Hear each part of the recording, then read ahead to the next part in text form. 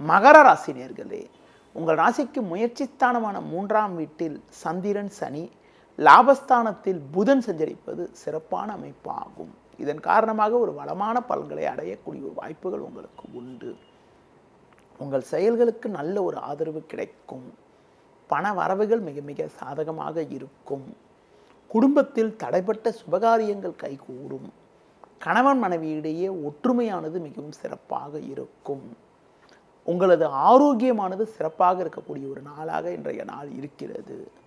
பிறருக்கு தந்த வாக்குறுதிகளை எளிதில் காப்பாற்றக்கூடிய ஒரு பலம் உங்களுக்கு உண்டு. நண்பர்கள் மூலமாக ஒரு சில வளமான பலன்களை பெறுவீர்கள்.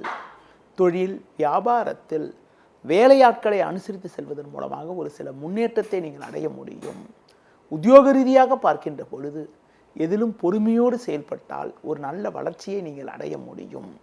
மேலும் அனுகூலமான பலன்களை நீங்கள் பெறுவதற்கு அம்மன் வழிபாடு மேற்கொள்வது மிகவும் நல்லது.